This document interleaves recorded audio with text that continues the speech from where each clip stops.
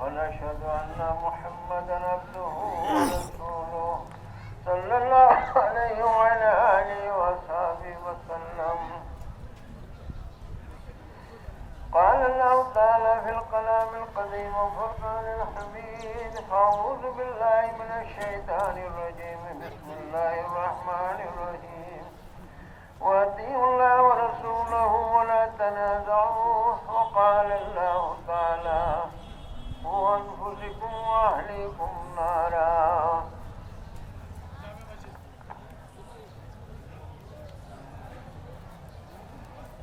برادران اسلام، السلام علیکم ورحمۃ اللہ وبرکاتہ۔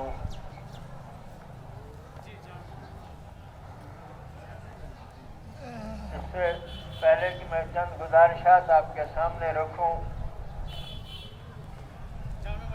آپ سے بڑی دردمندانہ اور مادھانہ اپیل ہے، گزارش ہے آپ سے، آپ کی خدمت میں آپ تشریف رکھیں، جامع مسجد صفوں میں تشریف رکھیں۔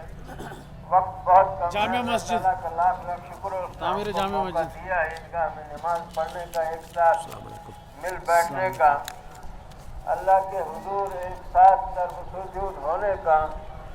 تو آپ اس وقت کا فائدہ اٹھائیے، تشریف رکھیں، گھروں سے بھی جلدی تشریف لائیں۔ انشاءاللہ ہم پوری کوشش کریں گے وقت پر نماز ہو۔ عزیزان گرامی،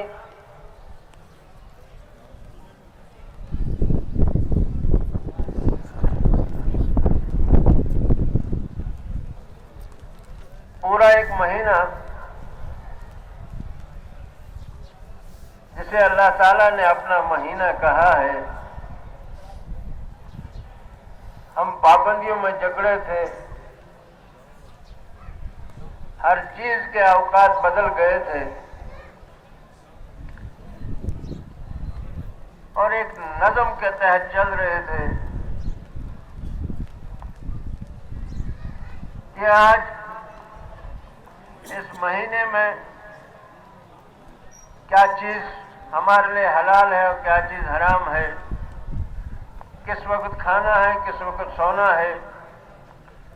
زندگی کی بالکل ترتیب بدل گئی۔ اللہ تعالیٰ کا لاکھ لاکھ شکر، اس نے ہم کو موقع بخشا اپنے اس مہینے کی گھڑیوں میں سانس لینے کا، اللہ کے دربار میں سرو سجود ہونے کا، اس کے احکامات کی پابندی کا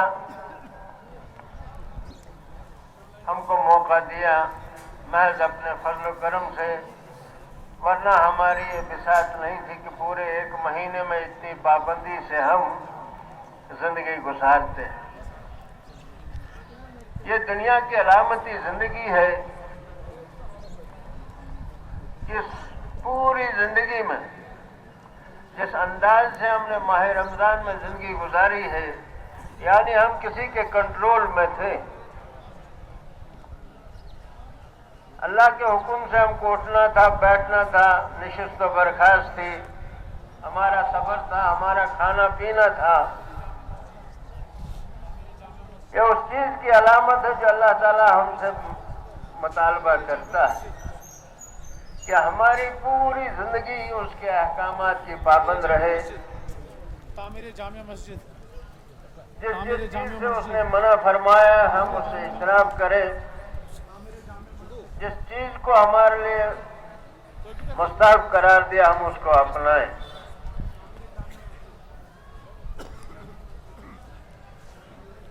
اور عید جو ہے، آج کی عید سعید کی جو تقریب ہے، یہ علامت ہے آخرت کی زندگی کا اور یوم حساب کا، جب اللہ تعالیٰ پوری زندگی میں جو اعمال ہم نے کیے ہیں ان کا پھل دے گا۔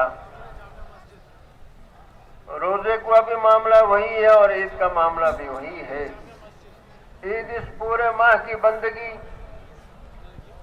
کا صلہ ہے، اس کا انعام ہے کہ آپ نے اللہ تعالیٰ کے احکامات کی پوری طرح پابندی کی، ماہ مبارک کے حقوق ادا کرنے کی توفیق دی، کوشش کری ہم نے، اور اللہ سے دست بدعا ہے اس ماہ مبارک کی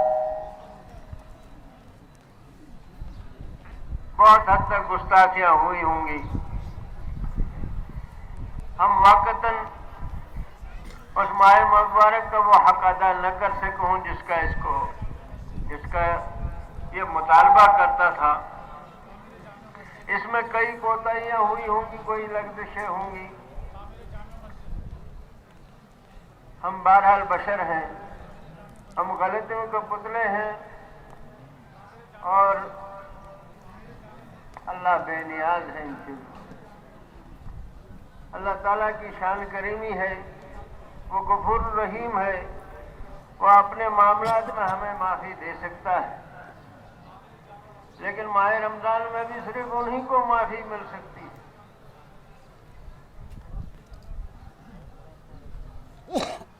جن کا معاملہ حقوق العباد سے جڑا نہیں ہو.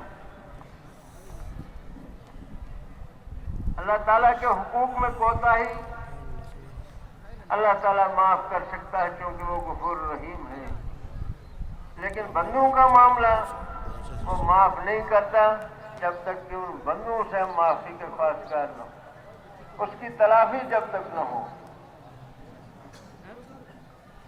میں نے ماہ مبارک کے پہلے جمعہ میں بھی عرض کیا تھا, آپ سے گزارش کی تھی کہ اس ماہ مبارک کو غنیمت جانیے.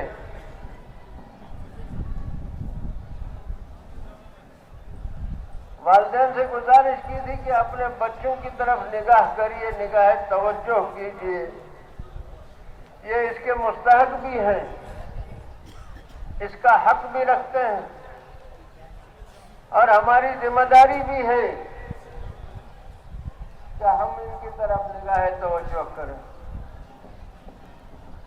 جس طرح اللہ تعالیٰ شب قدر میں اپنی نگاہ متوجہ کرتے ہیں بندوں کی طرف, ان عبادت گزار بندوں کی طرف جنہوں نے اپنے اس پورے ماہ میں بندگی کو اپنے لیے خاص کیا. اسی طرح بچے بھی, ہماری اولاد بھی, ہماری نئی نسل بھی ہماری توجہ چاہتی ہے. کہ ماہ مبارک میں میں نے آپ سے گزارش کی,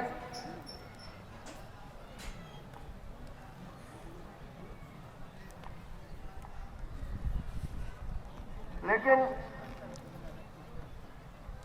شاید آپ بات کو پوری طرح سمجھ نہ پائے ہوں, یا وقت کے تقاضوں کو سمجھتے نہیں ہوں, یا اس کا احساس نہ کرتے ہوں. میں نے ان پورے 4-5 جمعوں میں یہ کوشش کی میں آپ کو وہ احساس دلاؤں. ماہ رمضان میں جو ایک عجب رونق ہوا کرتی تھی مسجدوں میں, مستقل نمازیوں کو جگہ نہیں ملتی تھی مسجدوں میں, جو پورے 11 مہینے نمازیں پڑھتے پنجگانہ نمازی ہیں, پہلی صفوں کے لوگ, ان کو دروازوں پر بھی مشکل سے جگہ ملتی تھی. لیکن پچھلے 1-2 ماہ رمضان میں نے دیکھا, میں نے محسوس کیا, اب مسجدوں میں ماہ رمضان میں بھی وہ رونق نہیں رہے.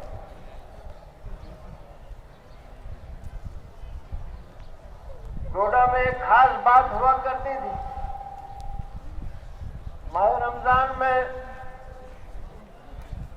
2-3 بجے دن تک کوئی ٹی اسٹال نہیں کھلتا تھا, کوئی ہوٹل نہیں کھلتا تھا. ایک ماہ مبارک ایک احترام ہوا کرتا تھا, اس کے تقدس کا ایک احساس تھا.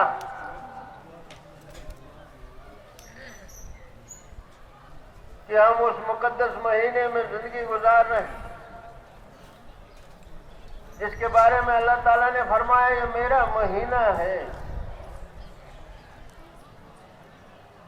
اس کی جزا میں خود ہوں.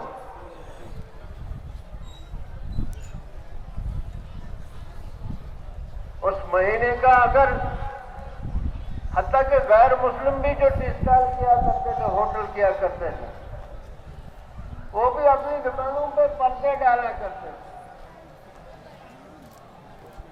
کیا آج مسلمانوں کا بڑا مہینہ چاہ رہا ہے, اگر مسلمان لوگ اس مہینے کا احترام کرتے ہیں تو ہم کو بھی کرنا چاہیے. یہ ایک رواداری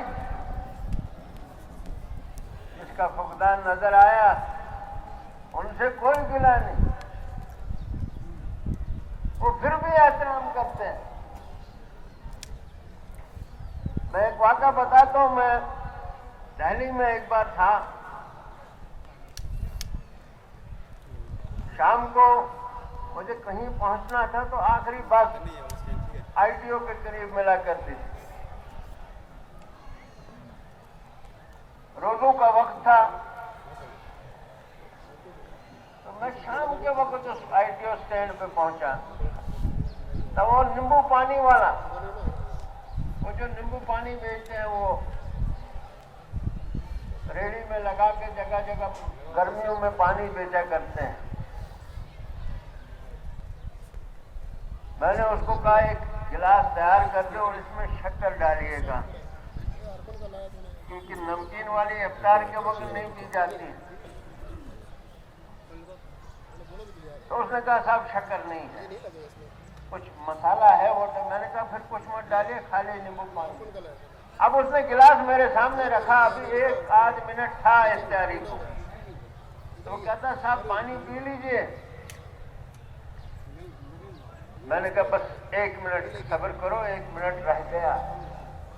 وہ مجھ سے پوچھتا رمضان ہے رمضان؟ میں نے کہا رمضان ہے. کہتا صاحب کل شکر ہوگا. میں نے کب آنا آپ دوبارہ اسٹیشن پہ؟ لیکن آپ اتفاق دیکھیے دوسرے دن شام کو اسی ٹائم پہ اسی وقت میں پھر پہنچا، اور نیمبو والے نے شکر اس کے پاس موجود تھا. وہ غیر مسلم، وہ اتنا احترام رکھتا تھا. لیکن ہم نے جو اس ماہ مبارک کا جو مذاق اڑایا، آپ کی مسجدیں خالی تھی، آپ کی تراویح میں کوئی لوگ نہیں تھے، ہمارے بچے روزہ نہیں رکھتے تھے. ان بچوں کو کل ہمارا قائد بننا ہے، یہ ذمہ داری ان لوگوں نے سنبھالنی ہے، اور یہ ذمہ داری ہماری ہے ان کو اس کے لیے تیار کرنا ہے. مسجدیں بنانے سے، مدرسے بنانے سے اسلام ترقی نہیں کر سکتا. ہجوم بن سکتا ہے، بھیڑ بن سکتی ہے، لیکن کوئی قوم، کوئی امت نہیں بن سکتی. ہمارے بچے ڈرگس لے رہے ہیں، پوری نسل تباہ ہو رہی ہے، ہمارے کانوں پہ جو تک نہیں رہتی. مجھے ضرورت ہی نہیں ہے.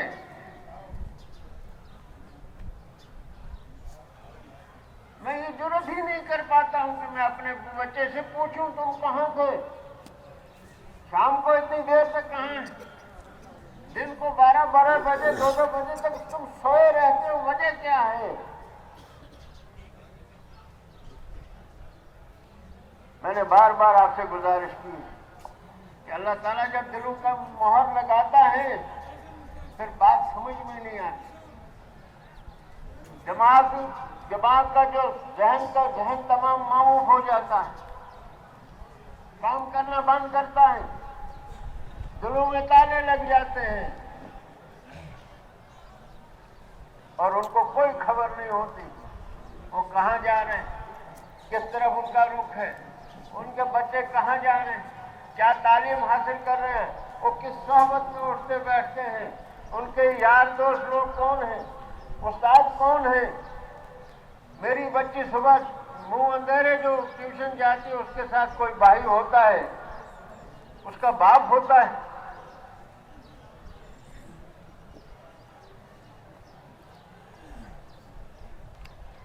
میں کبھی کبھی ڈرتا ہوں، میرے رونگٹے کھڑے ہوتے ہیں، کہیں ہم اس میں شمار تو نہیں کر دیا اللہ تعالیٰ نے کہ ہمارے دلوں پہ مہر لگی.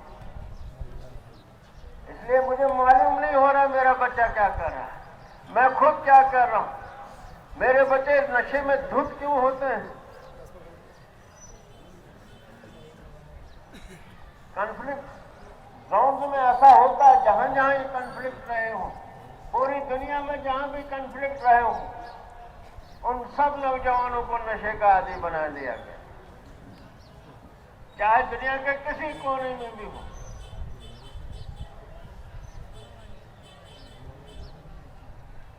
جب کوئی بات ان سے ہو نہیں پاتی ہے تو پوری نسل کو نشہ میں مبتلا کر دیا جاتا ہے، ناکارہ بنا دیا جاتا ہے۔ میرے بھائیوں بزرگوں، آنکھیں کھولیے،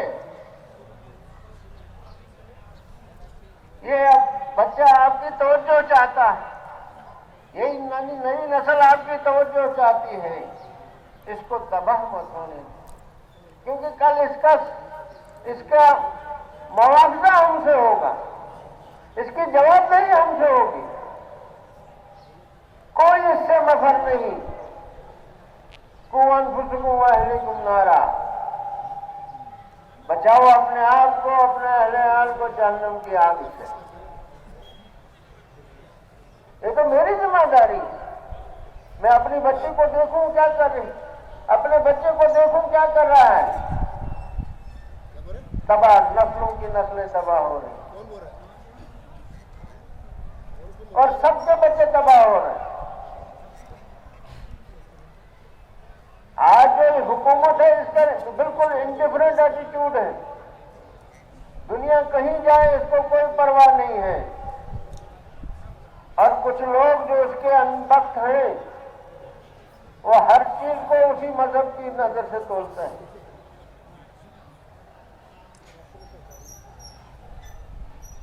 بچے سب کے سانجے ہیں، بچے سب کی سانجی ہیں، یہ مشکلات آپ کو بھی ہیں، ہم کو بھی ہیں۔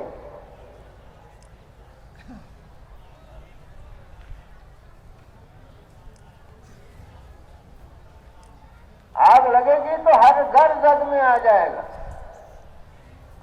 یہاں صرف ہمارا مکان تھوڑی ہے، یا اس معاشرے میں ہمارے بچے تھوڑی ہیں، آپ کے بچے بھی ہیں، جو at the helm of affairs ہیں،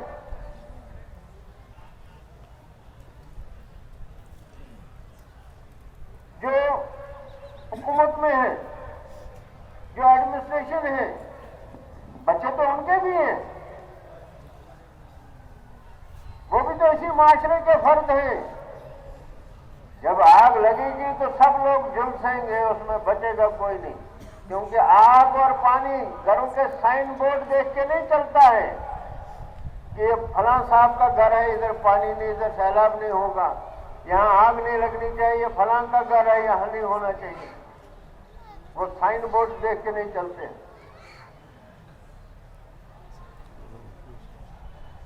خدا را اپنے بچوں کی طرف نظر کرے، بہت تباہ ہو رہے ہیں ہمارے بچے، اس حد تک تباہ ہو رہے ہیں ان کو اپنا آپ بھی یاد نہیں رہا، ان کو اپنی نسبت یاد نہیں ہے، اس کو اپنا نبی یاد نہیں ہے، اپنا خدا یاد نہیں ہے۔ مجھے یاد پڑتا جب عید میلاد کی یہاں پہ جلوس نکالا تھا تو جھنڈے کی سلامی کے بعد وہ میرا سارا نوجوان نکل گیا تھا، جس کے لیے اس نے اتنا سنگاسن سجایا تھا، جس کی محبت میں ہم غلام کر رہا تھا، اس کی سیرت سننے کے لیے وہ نہیں بیٹھا وہاں۔ اس کا مطلب ہے ہم صرف ریئیکشنری لوگ، رد عمل کے لوگ ہیں، باقی ہم کو ہنگامہ زندگی چاہیے، ایک ہنگامہ برپا ہونا چاہیے، ہم کو اس سے مطلب ہے اور کسی چیز سے مطلب نہیں۔ اب ہم سب لوگ یہی، پورا معاشرہ اسی نہج پہ چل رہا ہے، یہ صرف ریاست جموں کشمیر کی بات نہیں، ہر جگہ یہی حال ہو رہا ہے، اور ہم لوگ سمجھتے بھی نہیں حالات کیا جا رہے ہیں، ہمارے خلاف کیا کیا سازشیں ہو رہی ہیں، کیا تماشے کیے جا رہے ہیں۔ حالانکہ اس ملک میں دنیا کی سب سے زیادہ آبادی والی قوم ہم ہیں، پوری دنیا میں مسلمان جتنے بھی ہیں اس میں سب سے زیادہ ہندوستان میں بستے ہیں، لیکن اپنی حقیقت آپ کو معلوم، میں بار بار کہتا ہوں آپ کی پریزنس وہ بھی محسوس ہونی چاہیے، آپ کی غیر موجودگی کو بھی محسوس کیا جانا چاہیے۔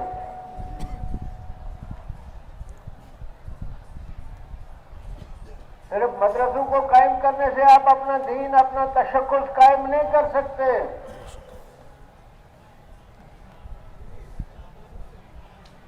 جب تک جو کچھ پڑھایا جا رہا ہے کچھ دوسری قوم کو بھی نہ اس کو تو اس تک پہنچایا جائے۔ اور ہم لوگ کرتے کیا ہیں؟ یہ کچھ ہمارے ملک میں ہو رہا ہے، اتنا ظلم ہو رہا ہے، اتنا ننگا ناچ ہو رہا ہے، اور حکومتی سطح پر نفرت کو پھیلایا جا رہا ہے۔ اس کی مثال ہم نے رام نومی کے وقت دیکھی۔ انسانی تاریخ کا بڑا پرامن انسان،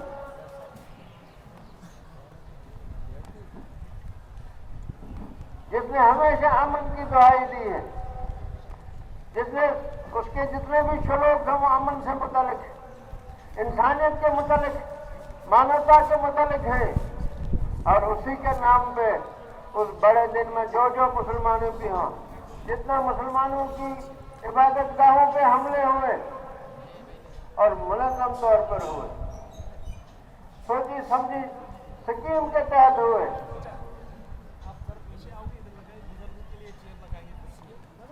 اور ان چیزوں سے مسلمان گھبراتے نہیں۔ مسلمان ان چیزوں سے بھاگنے والا بھی نہیں ہے۔ یہ ہمارا ملک، ہم کہیں نہیں بھاگ سکتے۔ ہم نے اس ملک کو اپنایا ہے۔ تم لوگ 1000 سال پہلے ہم سے آئے تھے، ہم آپ سے 1000 بات کہے کہ تمہارا ملک کیسے ہو گیا، ہمارا ملک نہیں ہوا۔ تم سے زیادہ اس ملک کے لیے قربانی دی ہے، تم سے زیادہ اس ملک کی آزادی کے لیے قربانیاں دی ہیں، اور نفرت کا ننگا ناچ پورے ملک میں، مسجدوں پہ حملے ہوئے، ادھر بہار میں سب سے پرانا مدرسہ اس کو جلا دیا۔